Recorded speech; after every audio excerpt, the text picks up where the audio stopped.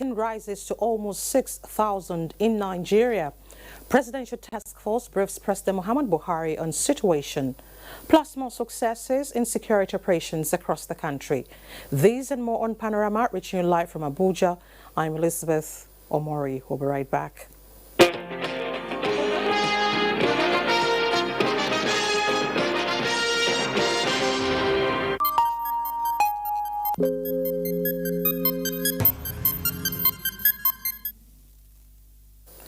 Nigeria has recorded the highest figure of the daily infections record of coronavirus on Sunday with 338 new cases. Lagos leads with highest number of 177, followed by Kano, which has 64, while the FCT is having 21 fresh cases. Others are Rivers 16, Plateau 14, Oyo 11, Katsina 9, Jigawa and Kaduna 4 each, Abia, Bauchi and Borno 3 each, Akwa Ibom, Gombe and Delta have 2 each, Ondo, Kebbi and Sokoto 1 each. Now Nigeria has 5,959 cases as at 11 p.m. Sunday 17th of May 2020. 1,594 have recovered, while 182 died of the virus. As the initial period of the ease in coronavirus lockdown draws to an end, President Muhammadu Buhari held a strategic meeting on the best way forward with the Presidential Task Force on COVID-19. The chairman of the task force and secretary to the government of the Federation, Bas Mustafa, gave a hint that new measures and processes may be introduced in the renewed fight against the uncommon health challenge. State House correspondent Adamu Sambo reports.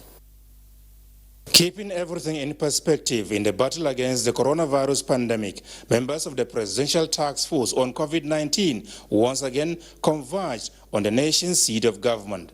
They are here to compare notes with President Muhammadu Buhari on Nigeria's response to the unseen enemy of mankind as the period for the ease in lockdown comes to an end on Monday.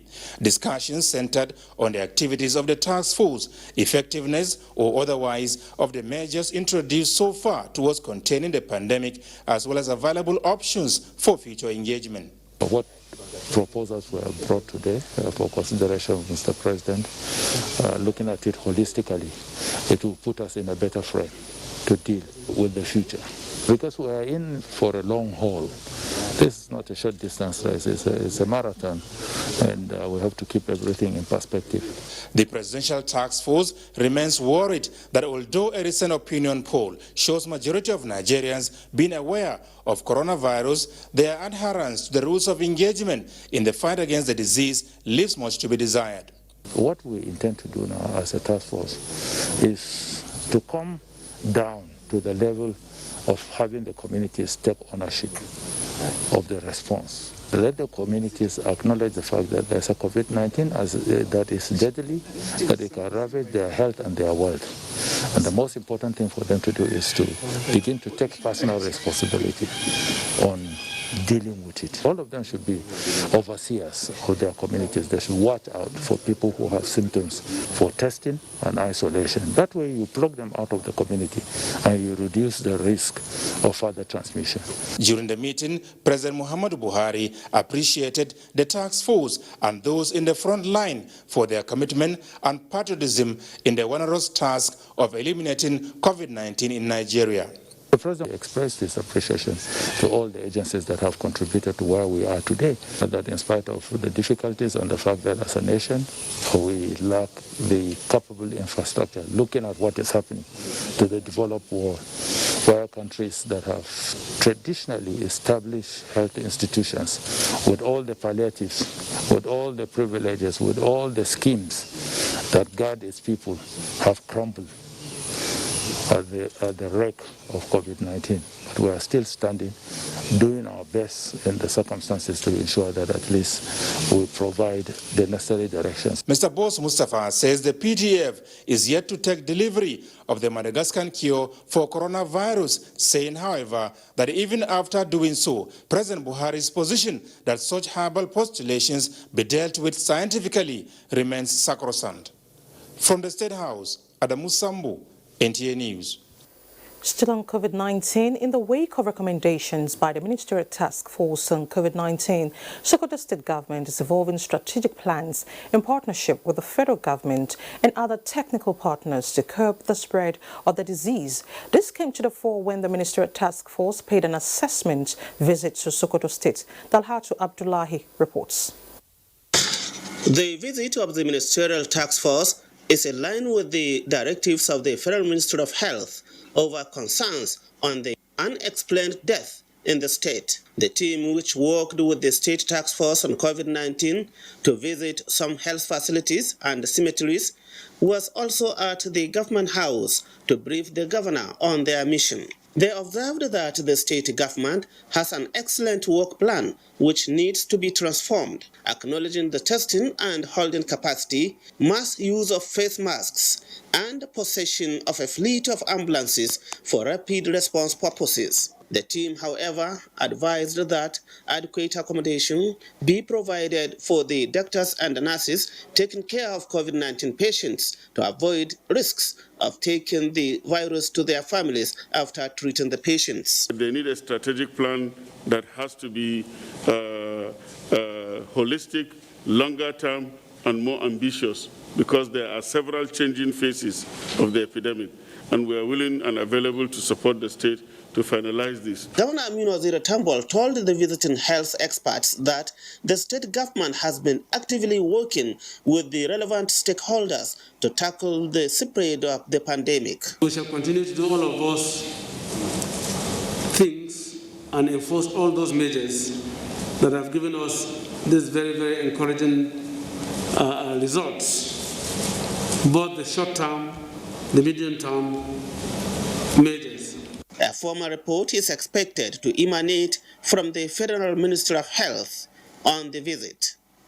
In Sokoto, Dalhatu Abdullahi, NTA News. And from Sokoto, let's take you to Lagos, where the State Governor, Babajide Sanwo-Olu, has directed businesses and financial institutions to give priority to the elderly between the hours of 9 and 10:30 in the morning before opening to the general public. The Governor, at a press briefing on the update of COVID-19, stated that government will soon commence distribution of free face masks to hundreds of thousands of residents. Nusa Usula reports. Lagos remains the epicenter of COVID-19 in the country, with the highest number of confirmed cases. Governor Babajide Sanwo-Olu, who confirmed extension of the partial relaxation of lockdown, urged businesses to readjust their modus operandi to accommodate social distancing and other preventive measures in event of total uplifting of the lockdown. We're able to also treat a patient that was COVID positive through a cesarean birth. We're able to bring out a baby alive, and this is the third in the series of patients that have been COVID positive, but they've been pregnant, and they've been very successful operations taking place at each and every one of them. Governor Sanwo-Olu threatened to revoke the operating licenses of businesses flouting the lockdown directive of the state government. Anytime you're in a public place, please ensure that you're wearing a face mask. It is not only to protect yourself, it's also to protect you from others. And so please, like I did mention at the last address, people need to take responsibility. We need to take full responsibility for ourselves and for our loved ones. And we cannot stop at ensuring that people do this at all times. The governor, who frowned at the level of disregard for some of the directives by some residents and commercial bus operators, enjoined them to comply as they were put in place for their health and safety. In Lagos, Nusa Usula, NTA News. The Secretary to the Government of the Federation and Chairman, Presidential Task Force on COVID-19, Bas Mustafa, has described NNPC as true hallmark of a national company.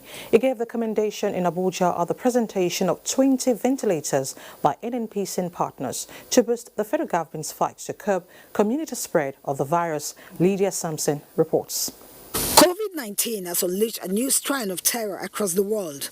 The good news, however, is with the fear is also the global togetherness and resolve to fight the pandemic. It is in the light of this that individuals, corporate organizations, both public and private, are donating state-of-the-art critical equipment to help in the treatment before a vaccine or cure is found. Metros Limited and Auxerre Ship in France, in collaboration with the NNPC, presented the ventilators to the Presidential Task Force on COVID-19.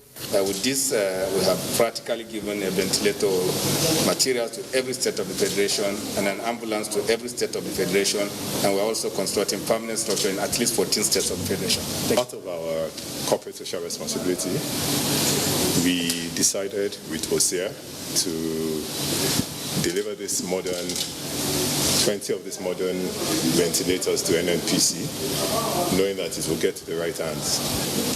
We have all from our different and diverse backgrounds have arisen in one accord with a resolute determination and trust in ourselves and in God to ensure that this pandemic does not overwhelm us. Boss Mustafa said it is disheartening that some Nigerians still are skeptical about the coronavirus pandemic, stressing that community engagements will continue in line with the mandate given the task force by President Muhammadu Buhari. He commended the unity of purpose by critical stakeholders in the fight against COVID-19. In Abuja, Lydia Sampson, NTA News. The National Agency for Food and Drug Administration and Control, NAFDAC, has launched palliatives for micro, small and medium enterprises in Nigeria through free e-registration. Ken Igbelu reports that the move is to promote local manufacturing and cushion the effects of the coronavirus pandemic in the sector. There is no doubt that the COVID-19 pandemic has proven to be a serious challenge to the global economy and Nigeria inclusive. Financial experts have, however, argued that many micro, small and medium enterprises will go out of business after the coronavirus pandemic. The virtual launch by National Agency for Food and Drug Administration and Control is to introduce some palliative measures to assist the MSMEs in expediting e-registration of their products. Our staff are ready to assist micro and small businesses to see this opportunity to register their products. Let's make things easy. We know that funds will be a problem. We know that most of them were actually struggling before, and a lot of them have ideas that can actually help the economy recover. And so we sat down together and we said, look, if it's possible for us, we would like to reduce our tariff. Just even if it's just a window period, to see how they can jumpstart again. Because everywhere has been really quiet and dull. So the Vice President, Professor Yemi Oshibajo, who spoke via Zoom, said the challenges posed by COVID-19 pandemic have presented unprecedented opportunities for Nigeria to reset critical sector of its economy.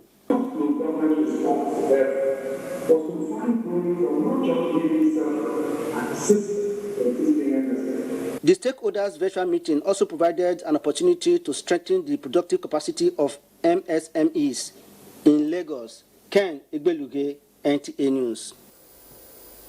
And to speak on employment and wealth generation post-COVID-19, I have with me in the studio Director General of the National Directorate of Employment, Dr. Nasir Mohammed Ladan. It's nice to have you in our studio. Thank you very much. Thank you for having me. All right, at this moment is most challenging in the history of the world. Jobs are being impacted negatively. How will the NDE help mitigate this in Nigeria?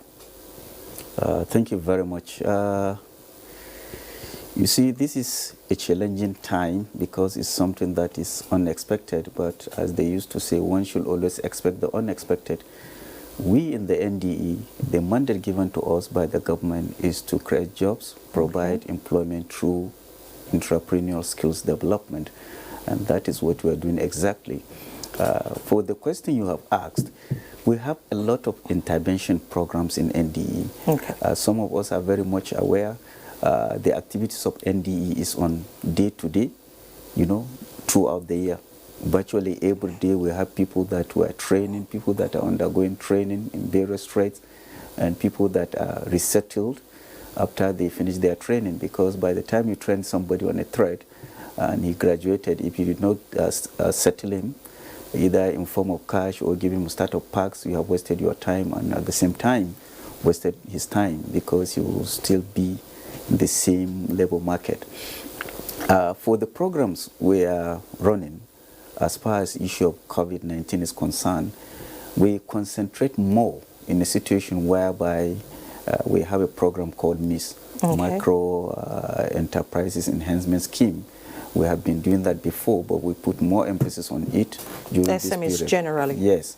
We normally go in, people with small businesses whose capital is no more than 10,000 naira, we go in and give them 10,000 naira direct cash disbursement. Okay. As I'm talking to you, the last one we did was in Nasarawa State last week, where we engaged 1,000 people. And this week, another 1,000 will be given the direct cash disbursement. And of course, we have to take into consideration the period we are in. Issue of cleanliness, washing your hands, wearing face masks, and the rest of them. Okay, I'd like to ask you, how do you engage the youths in job creation? Yeah, you see, what we normally do, we don't choose what we want you to do for yourself. We allow you to choose. And that's the reason why we send forms across. As I've said before, NDE is in every part of this country. Yeah, so as I'm talking to you, in most of our centers where we have sewing machines, we started producing 20,000 face masks in every state. I know we are finishing Katsina, we are finishing Kaduna, we are on in Kebbi, we are on in Borno, and the rest of them. All right. We normally engage our trainees. We pay them for that. We provide all the materials, state of the art, highly qualitative barricades, that is 100% cotton, and we use them in twofold so that we can have a very standard face mask. So we engage them. As I'm talking to you, we are producing 20,000 face masks in each and every state for free distribution to Nigerians. Okay, now what about taking advantage of technology, especially with the realities presented by COVID-19? Now, like you said, face masks, some people are into the business already, some into production of hand sanitizers, and some local ventilators. So how do we take advantage of this? Well, as far as ventilator is concerned, I think it's a little bit advanced for us. We left it, we're leaving it to other ministries and prestators to handle. But as far as issue of hand sanitizers are concerned, as I'm talking to you, one of our trainees in Kaduna is producing 25 liters jerry can. We have samples, 4 liters gallons, and 500 mils in thousands. We take it from her, give them out to various departmental stores, because we are sure of what we are producing. So it's part of what we are producing presently. Okay. All right, now, post-COVID-19, what are we going to be seeing in terms of employment? Well, because the youths are waiting. Some have lost their jobs already.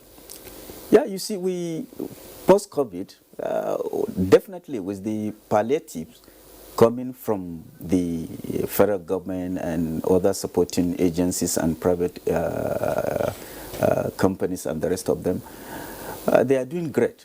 And we in the NDE, being a government agency and having the responsibility of creation of jobs for teaming on Nigerian unemployed youth, we are looking at various angles. As I've said, by the time somebody has his own business already, or he came up or she came up with a fantastic idea, it's for us to make sure that at least we support him or we support her. As I'm talking to you, Wednesday, in collaboration with National Association of Market Women, FCT branch, their president, Mrs. Badmos, came to us some weeks back, and she told us that within and around FCT there are about 75 small markets and we give her forms, 1,500 forms. For them to fill? Yeah, she distributed to them. They fill the forms.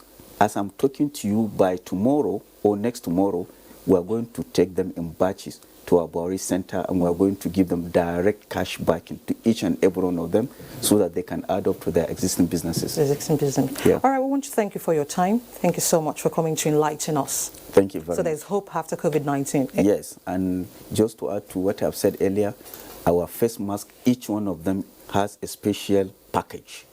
Each and every one of them. It's not that we're just giving them directly. Okay. They are put in a special package, each one of them. All right. Just to make sure of the safety and the rest of them. No. Yeah. Wealth creation. Thank you so much for your time. Thank you. Thank you very much. Thank you. You're still watching Panorama. More to come. Stay with us.